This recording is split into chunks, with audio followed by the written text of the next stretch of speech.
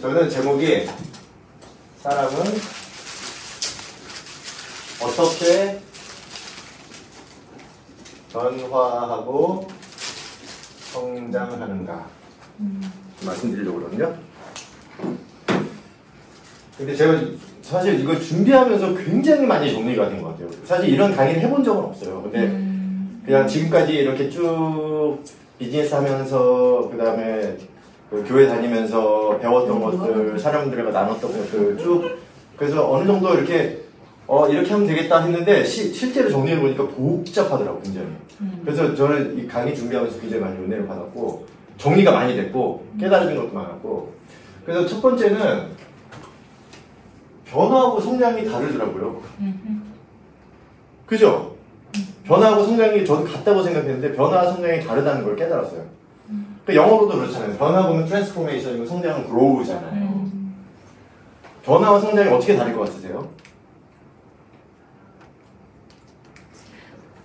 변화는 그냥 제 수준에서 변화라는 거는 딱 긍정적인 걸로 좋은 걸로 변화된다는 거는 없잖아요. 더 변화가 더 나쁘게 변화될 수도 있고 더 좋게 변화될 수도 있고 좋은 점도 있고 나쁜 점도 있고 근데 네. 성장은 네. 긍정적인 걸로 좋은 걸로 이렇게 업그레이드 되는 거잖아요. 네, 그렇죠. 그럼 만약에 체인지면 좋은 걸로도 갈 수 있고 나쁜 걸로도 갈 수 있는데 우리 트랜스포메이션이라는 쓰더라고요. 변화에는. 그리고 성장은 그로우잖아요.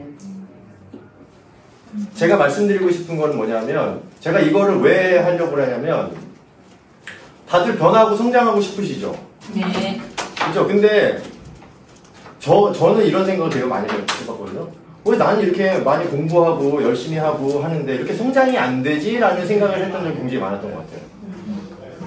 왜 멈춰있지? 지식은 쌓이는데 지식이 쌓이는 게 성장인 줄 알았는데 아닌 경우도 되게 많고 그래서 그것도 있고 또 반대로 왔을 때 사람들은 왜 이렇게 안 변하고 성장을 안 하지? 이 사람은 왜 이렇게 성장이 안 되지? 그렇게 가르쳐도 왜 못 알아듣지? 저는 비즈니스 하면서 사람들을 실제로 리더를 키워내는다 하면서 그게 되게 많이 그래서 그 사람들을 블레임하고 막 그랬었거든요. 아니 종이 갖다 주시면 블레임하고 막 그랬거든요. 근데 그래서 내가 성장하기 위해서 그리고 다른 사람을 성장시키기 위해서 이 과정을 명확하게 개념을 이해하니까 다른 사람 블레임을 하자고 내가 뭐부터 해야 될지를 아는 것 같아요. 그래서 제가 그걸 한번 정리해 볼게요. 하나씩 해볼게요. 자, 땅에 씨앗이 뿌려졌어요. 씨앗이 뿌려졌어요. 이 씨앗이 뿌려지면 뿌리를 내리고 자라야겠죠. 그렇죠?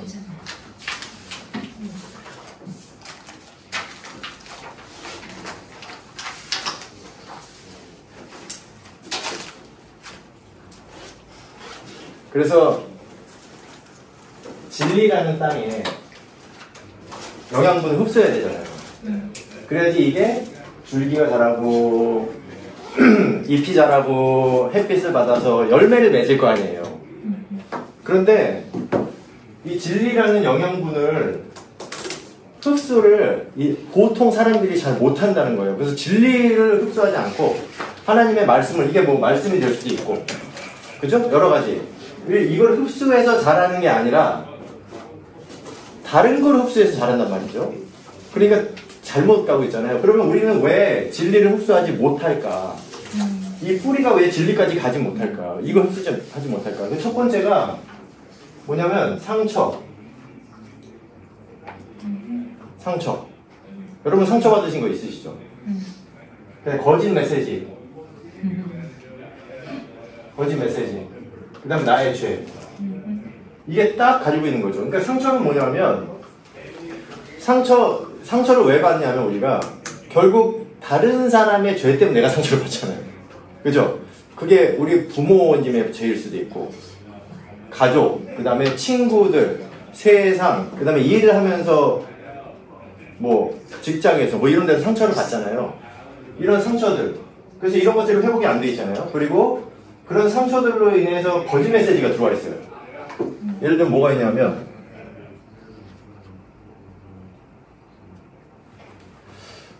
저 거짓 메시지가 뭐냐면 주위의 자극, 이런 어떤 그 말이나 행동 이런 것들, 다른 사람의 세상의 말과 행동 이런 것들을 내가 잘못 해석하고 있는 거죠. 어떤 게 있냐면 그걸 오해라고 하죠. 저 사람이 치통이 있어. 그 인상을 찌푸리고 있었어. 근데 내가 그걸 보고 저 사람이 나를 싫어하나 봐.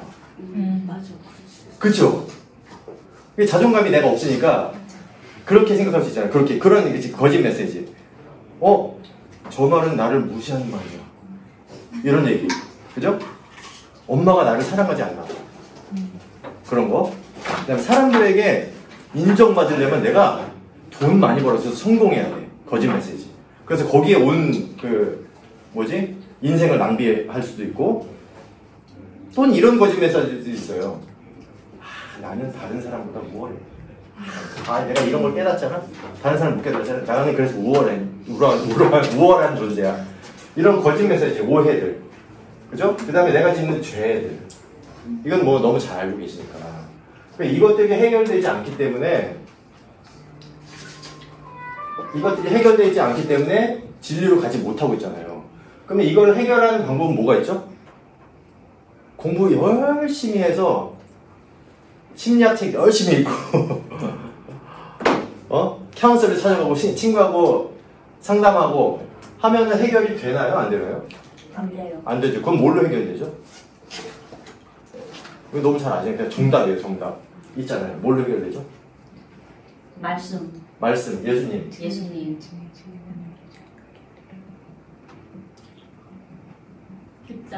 십자가로 인해 해결되죠. 왜냐하면 보세요.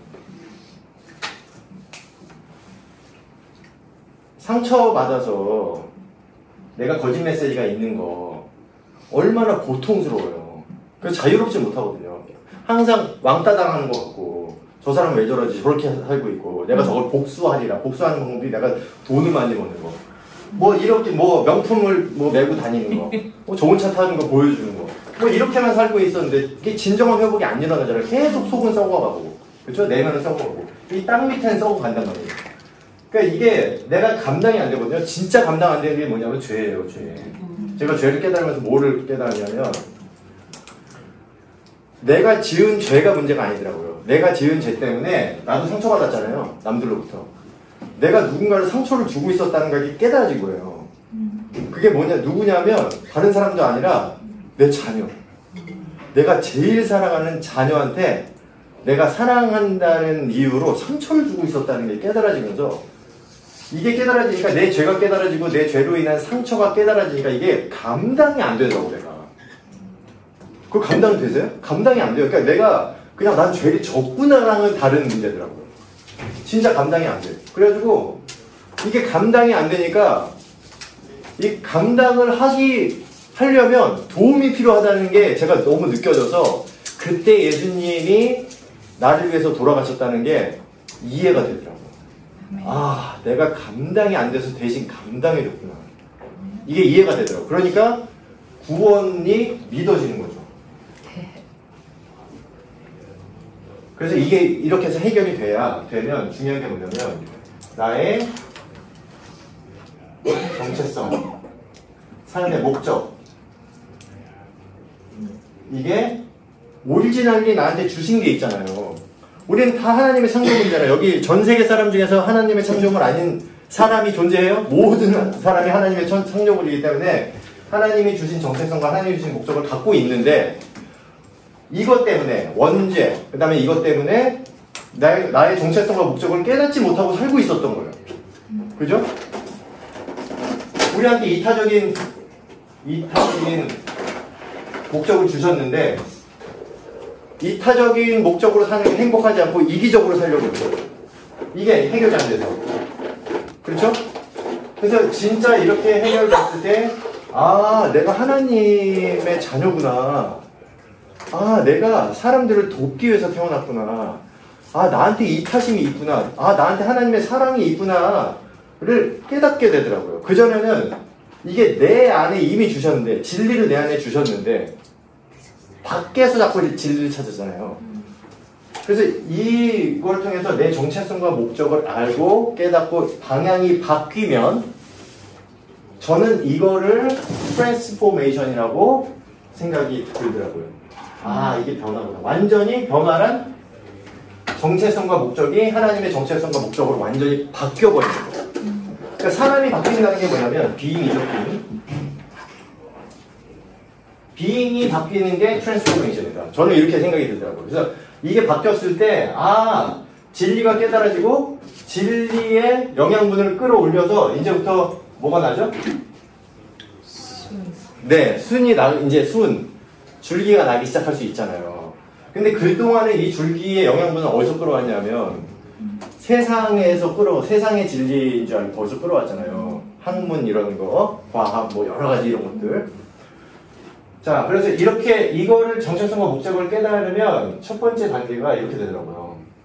겸손해져요, 사람이. 그죠? 그럼 만약에 이걸 깨닫지 못하는 사람들은 어떻게 산다고요? 실제로 교만하게 살잖아요. 그죠? 아직도 제가 교만하다고 생각하거든요. 교만하게 살죠. 그죠? 겸손해져야 돼요. 겸손해져야 배울 수 있더라고요. 그죠? 왜냐하면 내가 부족하다는 걸 인정을 못해. 내가 실수했다는 걸 인정을 못해. 내가 잘못했다는 게 겸손하지 못하면 많은 사람들이 세상을 살면서 내 잘못을 가리고 살려고 그러지 내 잘못을 오픈하고 살려고 안 하잖아요. 이왕이면 가려서 이걸 숨기고 실적을 가져가려고 그러지. 그죠? 그래서 이게 겸손하지 않으면 배우지 못하고 이런 지식 이게 흡수가 안 되죠. 근데 여기까지는 아직 지식인 것 같아요.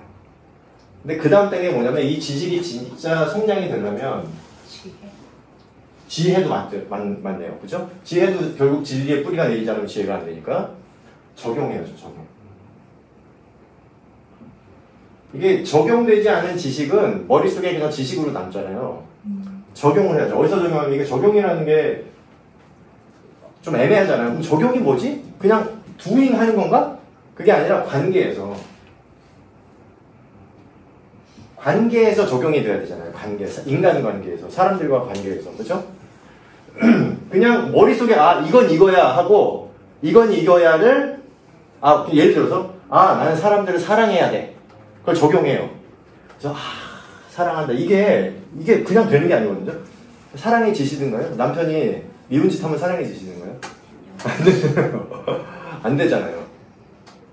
그러니까 이게 적용이 돼야 되는데 이것도 적용의 뿌리가 여기서 나와야지 그냥 요 세상의 지식에서 나오면 안 되는 거죠. 만약에 사랑을 얘기해 볼게요. 이 안에 사랑, 진리, 사랑 이게 되게 중요한 부분이잖아요. 자, 진리 그러면 일단 진리가 뭔지를 알아야 돼요. 진리가 뭐죠? truth. 그 진리가 뭐죠? 그러면 우리 콜린이가 이제 5살인데 아빠 진리가 뭐야? 그러면 여러분은 뭐라고 설명해 주시겠어요? 진리가 뭐야 그러면? 예수님이 우리를 위해서 피해를 주셨어요. 예수님이 그것도 진리죠. 그렇죠? 그러니까 사실은 하나님이 이 땅을 창조하셔서 그죠? 하나님의 뜻. 그렇죠. 예, 하나님의 뜻. 그 다음에 그 홍수로 멸망시키셔서 다시 예수님이 오실 때까지 예수님이 오신 이후에 우리가 살아가는 그 다음에 이 이후의 미래까지 모든 과정이 다 진리일 거 아니에요. 근데 많은 분들이 진리를 그냥 팩트로만 생각하시는 분들이 많더라고요. 근데 방금 얘기하신 것처럼 진리에는 하나님이 창조하신 거야. 세상을 하나님이 창조하셨어. 이게 진리인 것 같지만 사실은 진리라고 얘기하려면 하나님은 왜 창조하셨는지 우리를 창조하실 때 무슨 목적으로 창조하셨는지 무슨 의도로 창조하셨는지 그죠? 이런 거 무슨 마음으로 창조하셨는지 그러니까 하나님이 세상을 창조하셨어 했을 때 이게 다 느껴진다면 사랑도 느껴지고 목적도 느껴지고 이게 다 느껴진 그게 진리가 너무 그 3차원도 아니고 4차원도 5차원 이상이 막 여러 차원이잖아요. 이렇게 우리가 100% 느껴지진 않지만 그냥 단순히 하나님이 창조하셨어 이거 팩트야 라고 가는 게 아니라 이런 모든 것을 느낄 수 있는 게 저는 진리에 가까이 간다고 생각을 들거든요. 그러니까 이거를 깨달아져야 그죠? 그러면 하나님의 사랑이 뭐냐면 저는 그냥 쉽게 하나님의 사랑을 설명하려면 어렵잖아요. 그러니까 이거는 저는 이렇게 생각하거든요. 존재와 행위를 분리하는 거라고 생각이 들어요. 하나님은 우리 존재를 사랑하시죠? 여러분의 자녀 존재 사랑하지 않나요? 너무 사랑하잖아요. 우리는 부모로부터 그 사랑을 받았잖아요. 근데 부모가 때론 이래요. 내가 잘못했을 때 감정적으로 혼내고 나를 혐오하는 눈빛을 보여줄 때가 내 잘못이 너무 크다 보니까 혐오감을 보여줄 때가 그럴 때도 있잖아요. 그렇지 않은 부모님도 계시겠지만 혐오라고 느끼게끔 하는 부모들도 굉장히 많다는 거죠. 근데 하나님의 사랑은 절대 우리를 혐오하지 않죠. 근데 또 우리가 실수하는 게 뭐냐면 그러다 보니 얘가 잘못한 것도 다 그냥 이해만 해줘. 그래서 훈육이 없어요. 이것도 사랑이 아니라는 거죠. 그래서 훈육에서 감정이 들어가서 혐오로 훈육해도 안 되고 그래서 존재와 행위를 정확히 분리하셔서 우리한테 말씀하시잖아요. 그래서 이거를 성경에도 구절이 있잖아요. 뭐라고 하셨죠? 죄는 미워하되 사람은 미워하지 마라. 행위는 미워하되 존재는 미워하지 말라. 그거 하나님이 직접 말씀하셨잖아요. 그 민수기에 나오죠. 민수기에 나오는 것 같아요. 네. 그래서 존재와 행위를 분리한 정확한 그런 사랑. 그래서 우리가 잘못한 것은 얘기해 주시고 교정해 주시지만 우리 존재는 절대 혐오하지 않으시고 그 존재의 이 정체성과 목적 가치는 그대로 인정해 주는 게 사랑이잖아요. 자, 이거를 왜 말씀드렸냐? 이게 여기서 배워져야 관계, 자녀들한테 사랑이 적용되잖아요. 그렇죠? 이런 걸 이해해야, 진리를 이해해야 적용이 되잖아요. 그러면 내가 하다가 내가 또 감정적으로 했네? 근데 그걸 모르면 제가 잘못했으니까 내가 혼나는 건 정당해 라고 생각을 했는데 이런 거를 진리를 깨닫고 계속 이 과정의 정체성과 목적을 찾아가는 사람들은 이게 행동으로 바로 안 나지만 바로 알죠. 아, 내가 이러면 안 되겠다. 그래서 애기한테 다시 얘기하죠. 엄마가 화내서 미안해. 네가 잘못했지만 엄마가 화낸 거나 엄마가 잘못된 거야. 너를 사랑하지 않아서 화낸 게 아니라 엄마가 부족해서 화낸 거야. 하지만 너는 이거는 교정해야 돼. 이렇게 얘기할 수 있잖아요. 이런 적용들이 나오기 시작하죠. 만약에 이런 게 없다면 지식을 적용을 엉뚱하게 할 수 있죠. 이것과 반대되는 적용을 해서 사람들한테 상처를 계속 줄 수 있죠. 적용을 잘못해서. 자, 그 다음 단계가 뭐냐면 이렇게 적용을 하다 보면 이게 성장입니다. 계속. 뭐가 바뀌냐면 성품이 바뀝니다. 그죠? 그래서 성령의 열매 얘기하시잖아요. 성품 바뀌는 거. 그 다음에 뭐가 바뀌냐면 생각, 마인셋. 그 마인셋이 저는 그냥 심리학 용어인 줄 알았어요. 근데 성경의 마인셋이라는 의미가 어마어마하게 많이 나오더라고요. way of think, 그 다음 heart, mind, 그 다음에 어디서는 너의 실체는 heart 안에 생각이 너의 실체라고 아예 그렇게 딱 써놨더라고요. 그거 어디서 있냐면 잠언에. 너라는 사람이라는 걸 뭘로 정의하냐면 마음속에 있는 생각이 너라는 사람이야 라고 그렇게 해놨더라고요. 이게 바뀌죠. 이렇게 해서 나라는 사람이 이렇게 성장해 가는 거예요. 저는 이거는 성장이라고 생각해요. 그래서 성장 단계. 그럼 여기서 끝나냐? 그렇지 않죠. 우리가 그 다음 단계가 뭐였죠? 그 다음 단계는 어디로 갈까요? 여러분이 하고 싶어 하시는. 열매는 삶. 네, 여기가 저는 열매라고 생각해요. 그죠? 이게 열매라고 생각해요. 근데 나의 변화 성장의 열매로 끝나는 게 아니라 그 다음 뭘 해야 되죠? 그렇죠. 사명. 이렇게 해서 자유를 찾아가다 보면 나의 기쁨이 내가 진짜 자유롭고 기쁘고 행복하면 다른 사람들의 아픔이 보일까요? 안 보일까요? 보이기 시작하죠. 그래서 뭐가 되기 시작하냐면 공감. 공감이라는 게 감정을 느끼는 게 아니더라고요. 감정을 느끼는 게 공감이 아니라 그 마음을 느끼는 거잖아요. 공감. 그래서 이게 극률함. 극률함이 여기서 생기는 것 같아요. 극률함이라는 게 불쌍함하고 극률함은 다르다는 생각이 들어요. 저 사람 참 불쌍하다. 저 사람 어떡하냐 이거 하고, 긍휼함이라는 거는 내가 이제 진리를 깨달아서 이런 자유로운 삶을 살면 진리를 깨닫지 못하고 여기에 회복되지 못해서 사는 사람들이 보이잖아요. 그러면 그분들의 아픔과 고통이 보이잖아요. 그래서 그게 긍휼함인 것 같아요. 진리를 통한 자유를 얻지 못한 것에 대한 긍휼함이 보이잖아요. 그럼 우리는 뭘 해주길 원해요? 그분들이 진리를 알아서 자유롭기를 원하잖아요. 그렇게 됐으면 좋겠다는 진짜 그 마음이 생기잖아요. 그게 긍휼함인 것 같아요. 그래서 이거 공감할 수 있고 긍휼함이 생기는 거를 바탕으로 섬김이 시작되는 것 같아요. 그래서 섬김이라는 거 우리 잘못하면, 세상에서의 섬김은 그냥 돈을 주고 이 사람 필요한 걸 해주고 이게 섬김이라고 생각하는데, 잘못하면 그 사람의 이기심을 채워줄 수도 있잖아요. 우리가 잘못 섬기면 그 사람을 진리로 인도하는 게 아니라 그 사람의 이기심을 채워주는 섬김이 될 수도 있다는 거죠. 그래서 진정한 그 사람들의 필요는 뭐냐면, 저도 이제 마케팅 사업을 하면서 마케팅도 그렇게 변해가요. 요즘에 휴먼 투 휴먼 마케팅이라는 그 책을 쓰신 필립 코틀러 교수님이 뭐라고 그러시냐면, 예전의 마케팅은 단순히 사람들의 소비자의 니즈를 채워주는 거였지만 지금은 그 사람들의 진정한 니즈를 채워주는 거라고 얘기를 해요. 예를 들면 이 사람의 니즈가 담배야. 그럼 담배를 팔아서 돈을 벌어도 된다. 옛날에는. 이 사람의 니즈가 술이야. 그러면 술을 팔아서 돈을 벌어도 된다. 이렇게 마케팅을 생각했는데 지금 그렇지 않다는 거예요. 이 사람이 담배를 원하고 술을 원하지만 진정 필요한 거는 건강이다. 그러니까 본질적인 니즈를 채워야 된다. 근데 우리 크리스찬으로서 본질적인 니즈는 결국 그 사람들이 자유로워야 되잖아요. 진리. 그러니까 우리가 섬기는 거를 통해서, 그래서 어떤 전도사님은요, 담배를 들고 다니시는 분이 있어요. 왜 담배를 들고 다니냐면, 이런 홈리스나, 그 다음에 비행 청소년, 얘네들이 담배를 찾잖아요. 그때 담배를 줘요.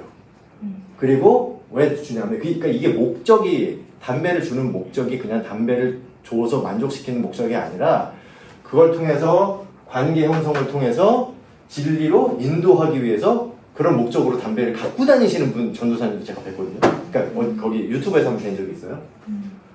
이게 섬김이라는 거죠, 섬김. 그러니까 담배를 주는 게 섬김이 아니라, 결국은 섬김이라는 거는 그분의 진정한 니즈인 진리를 통해서 자유로워질 수 있도록 이끌어주는 거잖아요.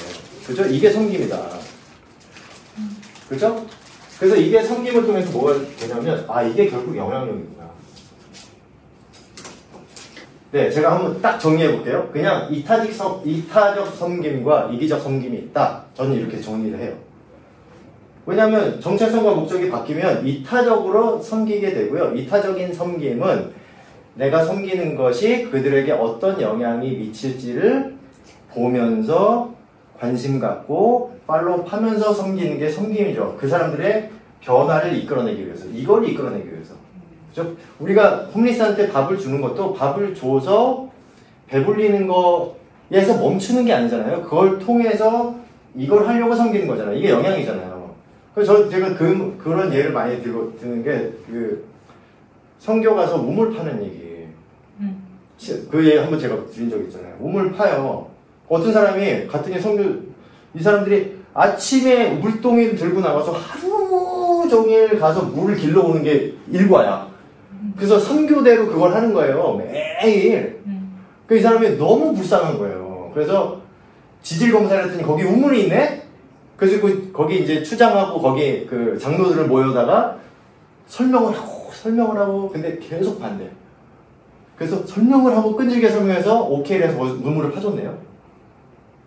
그러면 이분들이 행복할까요? 아니요.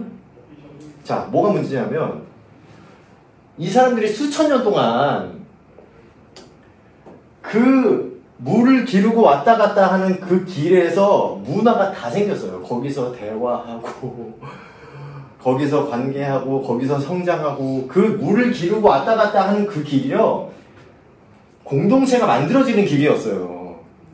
이 선교사님은 이 사람들한테 관심을 갖고 내가 이 일을 하는 거가 내가 좋을 것 같아서 얘기한 거지, 이 사람들이 과연 좋을까? 만약에 거기서 한 달만 살았으면 그런 얘기 안 하셨을 것 같아요. 한 달만 살았다면, 아, 이 사람들이 그 길을 같이 걸어가 봤다면, 한 달만 같이 물을 길러 봤다면, 아, 여기는 우물을 놓으면 안 되는 거라 판단했을 것 같아요. 그냥 소설 같은 얘기예요. 이건 제가 지어낸 얘기니까 실제로 있었던 얘기가, 그런 선교사님이 있었다는 게 아니라, 이게 정말 그 사람한테 섬김이 되는, 그 사람들이 나의 섬김을 통해서 진리를 찾아가는 방향으로 바뀌어지는 게 실제로 영향이 갈 때 우리는 그런 사람을 리더라고 하죠. 그래서 이렇게 세 단계가 있다는 거를 저는 깨닫게 된 거예요. 변화하는 단계, 성장하는 단계, 영향력을 행사하는 단계. 근데 이게 왜 저는 중요하다고 생각을 하냐면, 제가 사람들하고 이렇게, 저도 마찬가지고, 저도 처음에 어디에 포커스를 맞췄을까요? 맨 처음에? 삶을 살면서? 여기도 아니에요. 여기에 포커스를 맞췄어요. 사람들한테 영향력이 있어 보이기 위해서 굉장히 포커스를 맞췄고, 교회 다니면서 섬기려고 했고, 그죠? 영향력 있게 하려고 했고, 그 다음에 리더가 되려고 했고. 근데 이게 안 돼요. 될 수가 없어요. 왜냐면 사람들을 내가 배워서 적용하는 관계도 안 됐고, 그래서 제가 어떻게 했냐면 그 다음 배우기 시작했어요. 그죠? 성품을 바꾸려고 그러고, 성품을 바꾸고 마인드셋을 바꾸려고 그랬어요. 성품이 길게 가면 일주일이에요. 그죠? 길게 가면 일주일이야. 하루도 못 가는 경우가 많아요. 지금 성품이 이렇게 했다가 툭 자극하면 바로 바뀌는. 안 돼. 되게 어렵더라고요. 그러니까 저는 그런 고민을 많이 했어요. 왜 안 되지? 왜 이게 오래 평생 가지 않지? 왜 난 리더가 되고 싶은데 안 되지? 그 이유를 찾아보면 여기에 문제가 아니라는 거죠. 그래서 우리가 이런 삶을 살아야 되는 거는 교회에서 많이 얘기는 하잖아요.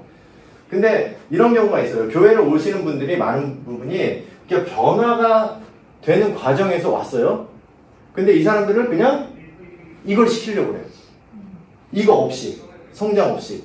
내지는 이 사람이 실제로 이런 변화가 있었는지 없었는지 안 보고 바로 여기를 투입을 하거나 여기를 하거나, 그 사람들은 또 착각하죠. 그렇게 하면 아, 나는 이런 거니까 이렇게 해야 되는구나.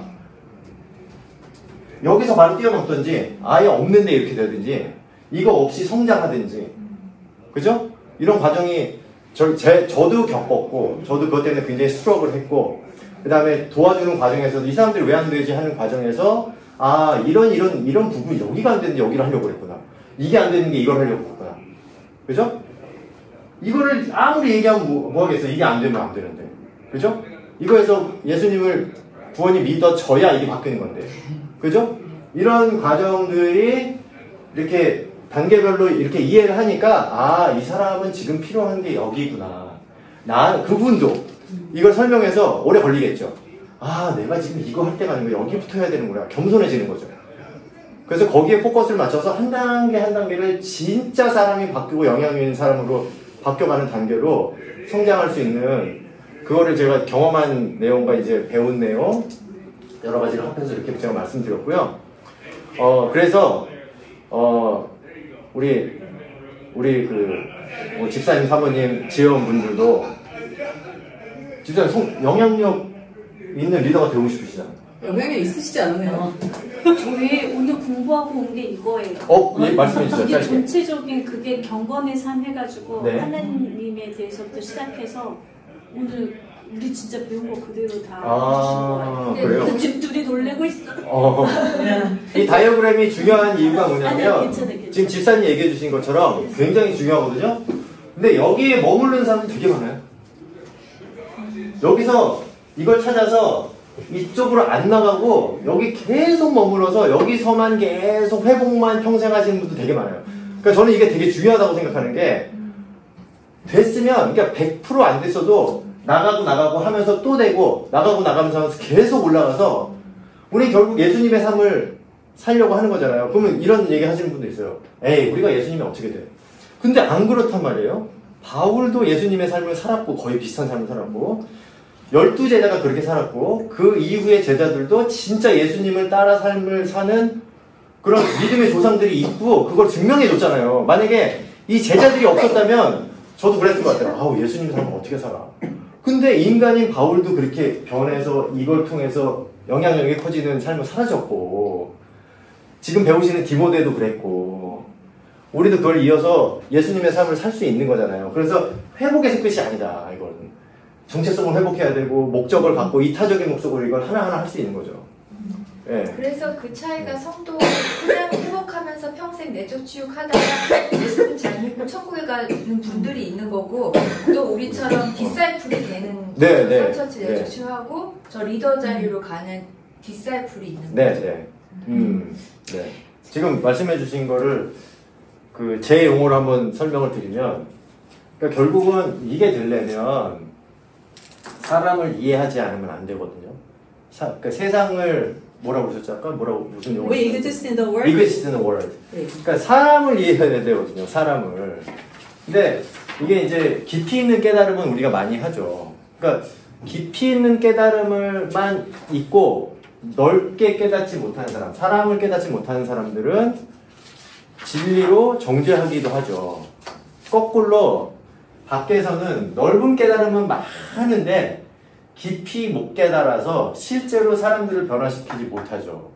그래서 우리는 깊이도 깨닫고 넓게도 깨달아야 되는 게 되게 중요한 것 같아요. 사역을 하려면. 그리고 그 다음에 우리가 그걸 통해서 실제로 사람들한테 영향을 주려면 굉장히 중요한 믿음이 있는데, 이 믿음은 결국 여기서 오는 건데, 이 믿음이 뭐냐면, 다시 말씀드리면 우리는 하나님의 자녀고, 그러니까 모든 세상의 사람들 다 하나님의 자녀고, 모든 세상의 사람들은 하나님의 정체성과 목적을 가지고 있고, 이미 모든 세상의 사람들은 그 안에 진리를 가지고 있고, 그분들은 진리를 추구하고 싶어하고, 왜냐하면 사람이 목적이 없으면 살 이유가 없잖아요.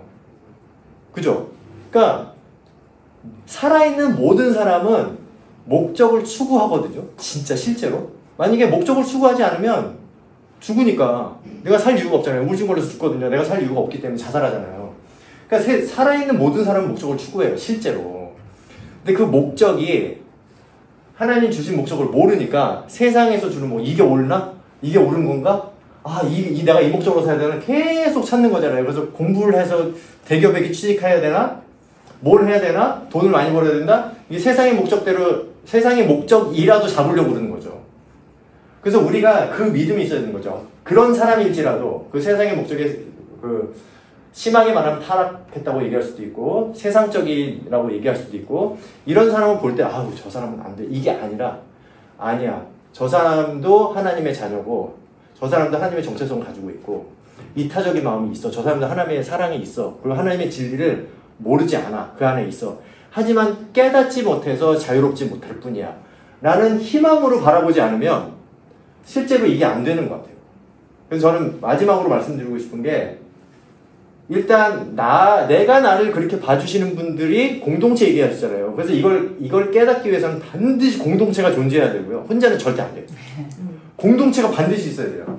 그 다음 은혜가 있어야겠죠. 은혜. 성령의 은혜. 이건 진짜 은혜로 깨달아지는 거고, 이거는 의지가 있어야죠. 의지. 그죠? 의지가 있어야 돼요. 이 성장은. 진짜 공동체 안에서 성령의 은혜로 이게 깨달아지면 정말 내 정체성과 목적이 꽉 믿어지고, 내가 이런 목적으로 살 때, 그리고 진짜 행복하고, 이런 목적으로 사는 게 행복하고, 남을 위해서 이타적으로 사는 게 행복해졌을 때, 그 다음에 생기는 게, 저 사람도 저게 저 안에 있구나. 그래서 영향을 주는 게, 섬기고 영향을 주는 게, 내가 배운 지식, 이걸 주는 게 아니라, 이미 이 사람이 갖고 있잖아요, 진리를. 그러니까 스스로 깨우칠 수 있도록 돕는 거죠, 계속. 그러면 자기가 자기 안에 있는 정체성과 목적과 진리를 은혜 안에서 깨달을 때 얼마나 행복하겠어요, 그 사람이. 그죠? 그게 느껴지잖아요. 그렇게 살았으면 좋겠는 거. 그게 결국은 섬김이고 리더로 가는 거다.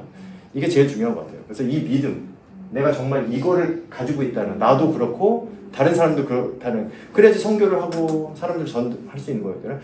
내가 몇 번 전도했다고, 몇 번 얘기했다고 저 사람이 막 거부하고 뭐 우리를 개독교라고 욕하고, 그럼 너무 당연해요. 우리가 그 희망을 못 보여줬기 때문에 그런 거 아니겠어요? 저 사람도 진리를 찾는데 크리스찬인 사람들이 그 진리를 못 보여줬으니까. 왜냐면 세상 사람들은 그 기독교인들에 대한 스탠다드가 되게 높거든요, 생각보다. 그러니까 감사한 거예요, 사실은. 스탠다드를 이렇게 높게 봐준다는 게. 근데 그 기대만큼 못 사니까 그렇게 니네들은 왜 그래 이렇게 얘기하는 거 아니겠어요? 그러니까 사실은 그 사람들이 욕하는 게 문제가 아니라 우리가 그렇게 살지 못하고 희망을 보여주지 못하는 게 문제고, 그 사람들 안에 진리가 있다는 걸 믿어주지 못한 게 문제였다는 생각이 들어요. 그래서 이거를 우리가 정말 믿음을 갖고 나뿐만 아니라 다른 사람도 믿음을 갖고 가는 거예요. 그게 되게 중요하다는 생각이 들어요. 그래서 저는 여기서 마치고 간단하게 이렇게 박수? 네, 한번